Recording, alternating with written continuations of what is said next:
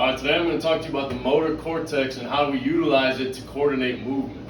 So where is the motor cortex in our brain? Well, it's right in front of the central sulcus in the frontal lobe, in this little purple area right here. That's where the motor cortex is.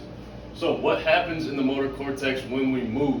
Well, I'm going to explain it to you in terms of the homunculus, which is basically a little person. Well, as you can see in this diagram right here, this is what's happening. If you took the midline of your head and kind of peeled it down, a quarter of the way down and peeled it down, that's where the homunculus is.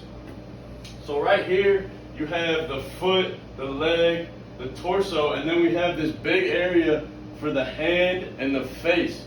So right here, we're going to have a big area for the hand and down here for the face. And that's what's going to be firing when we utilize this part of our bodies. So I'm going to explain that to you in terms of catching a ball. Well, to start, a very simple movement would just be reaching for the ball. Well, if I'm reaching for the ball, I'm just going to be utilizing my arm and my hand. So that's what's going to be firing in the homunculus. Okay? So then, if I have to catch the ball, well, now I'm utilizing my head, where I'm turning my head, I'm turning my torso, and I'm still using my hands to catch the ball. So that's a little more complex, but to be even more complex and utilize our whole motor cortex, we're going to, in terms of running and catching the football, so if we're playing wide receiver, we got to run, turn our body, catch the football. Well, now we're utilizing our legs, our torso, our hands, and our head and eyes in order to catch that football. So all that homunculus is being used and all of our motor cortex is being used. So there's three areas of the motor cortex.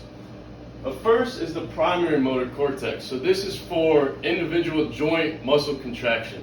Very simple movements. That's where we utilize this primary motor cortex. And then we move on to the premotor cortex. So in the premotor cortex, we're going to be doing a little more complex movement. Turning our torso and head at the same time. Tactile cues, visual cues, a little more complex. Well, then finally we get to this supplementary motor area. So in this, it's also complex movements, but this is more in terms of planning and sequencing the movements. So thinking about it and anticipating the movement that we're going to do. So I'm going to explain that to you in terms of how do we coordinate movements. Well, we're going to start in all movement, we're going to have inputs from the basal ganglia and the cerebellum. So the basal ganglia is used for modulating movement, and the cerebellum is used for all coordination in our body. So there's going to be firing from there. And those are going to send inputs to the thalamus. So the thalamus is the gatekeeper of the brain. It's going to take the sensory input and determine what's useful and where to send that information. So again, I'm going to explain this in terms of catching a football. Well, if we start our movement and very simple movement like reaching for the ball, well, we're going to get that information from the thalamus and it's going to decide, okay, well, it's a very simple movement, so I'm just going to send information to the primary motor cortex because it's just a simple movement. All right, well, now going back to having to look over and catch the ball, rotate to catch the ball, well, now it's a little more complex movement. The thalamus is going to take that information, send it to the premotor cortex where we're talked about it turns our torso and head using visual and tactile cues to catch the football. But it's also going to send information to the primary motor area because we're still utilizing simple movements of our muscle contractions. And then finally, we're playing wide receiver. All right, we know we got to make a cut at 8 yards and the ball's going to be there when we get out of our break. Well, so now we have planned that movement. So it's going to send information. The thalamus is going to take in that information that we have, send it to the supplementary motor area because we have sequenced and planned that movement. We're running, we make this break, we come out of it.